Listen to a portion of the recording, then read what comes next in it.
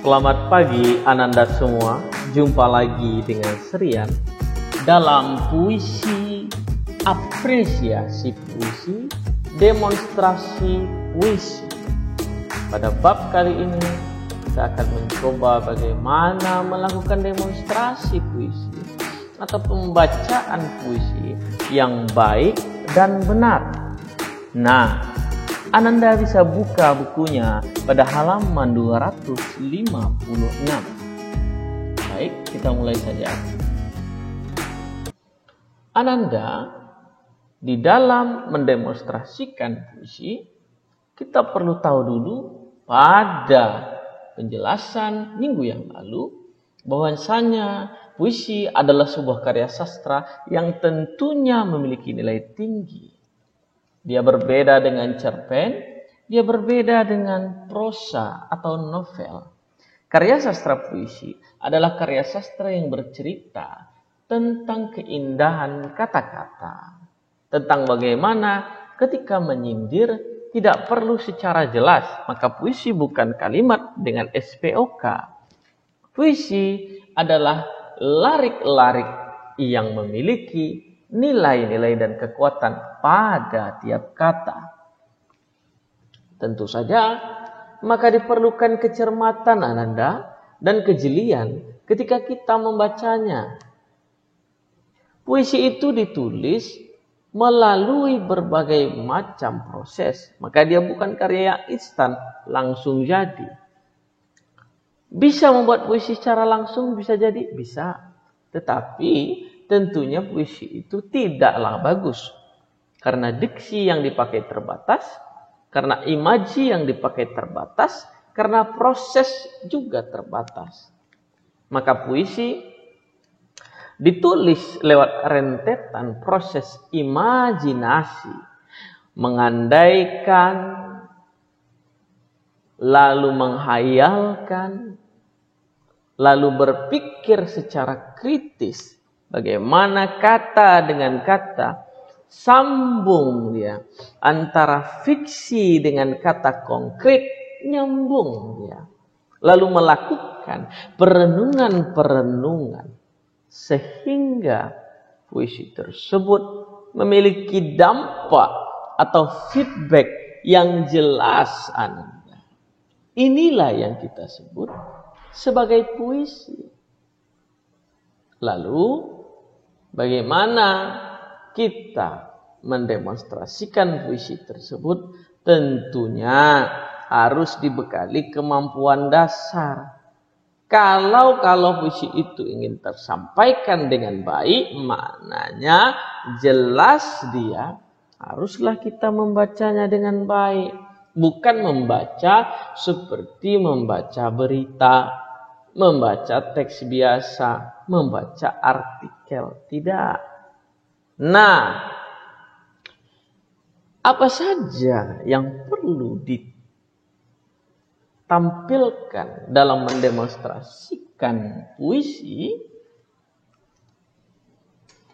Pertama, ada faktor-faktor pembacaan puisi, yaitu kita harus melakukan pelafalan atau artikulasi.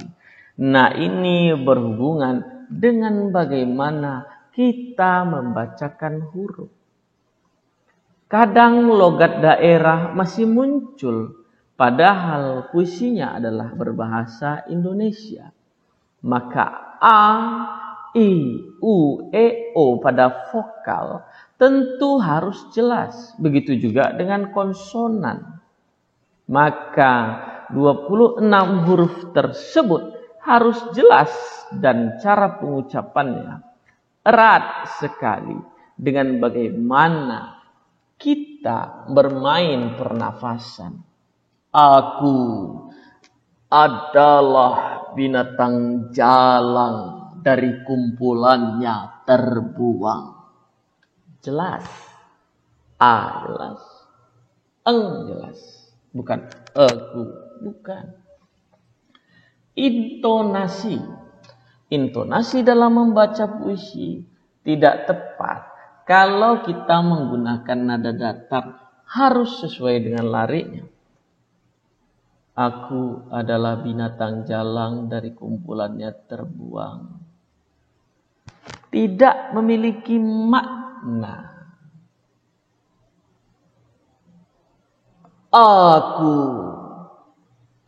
adalah binatang jalang dari kumpulannya yang terbuang. Ada intonasi di sana. Pembacaan harus memiliki intonasi, tekanan nada, panjang pendek suara, irama, totalitas dari membaca puisi itu di mana kata-katanya ditekan. Ekspresi yang ketiga yaitu menyampaikan makna lewat raut wajah kita. Bagaimana wajah ketika menggambarkan kesedihan. Bagaimana wajah ketika menggambarkan kegembiraan. Bagaimana wajah ketika menggambarkan kepiluan. Harus nampak wajahnya. Lalu yang keempat, interpretasi. Adalah memaknai puisi dengan pemahaman dan penyampaian interpretasi. Tidak hanya sebatas ekspresi menggambarkan kesedihan, tapi interpretasi adalah kita membaca teks puisi, kita maknai, maka kita akan dapat yang namanya penjiwaan, kesyahduan dalam membaca puisi itu. Tepat interpretasi kita. Tidak lebih, tidak kurang. 5. Penampilan. Dalam membaca puisi, tentulah kita harus memakai penampilan yang baik.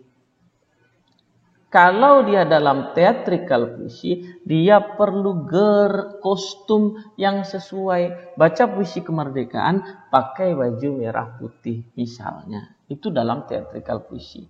Tapi kalau dalam baca puisi biasa, pakailah pakaian yang baik. Lalu gunakan gerak, biasanya menggunakan gerak tangan ke atas, menunjuk ke langit, menunjuk ke depan, lalu memutar-mutar tangan. Nah, itu saja. Tidak usah terlalu gerakan yang besar. Lalu yang keenam adalah vokal. Vokal ini suaranya harus terang dan besar. Ada suara yang kecil? Ada. Ketika apa? Ketika membacakan bisik-bisik dalam puisi atau berupa kesedihan.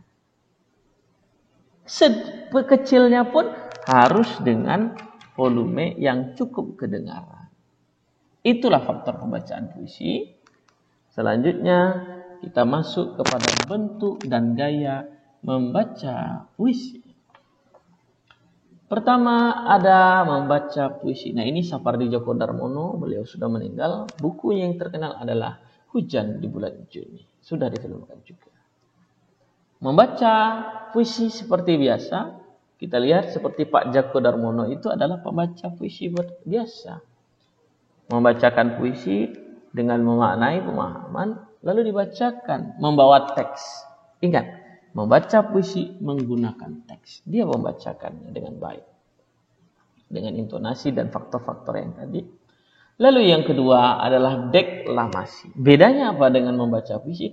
Deklamasi adalah puisi yang dihafal di luar kepala sehingga dia tidak memerlukan teks. Maka dia jatuh kepada deklamasi. Tentu saja dengan faktor yang sama, bedanya hanya tidak membawa teks.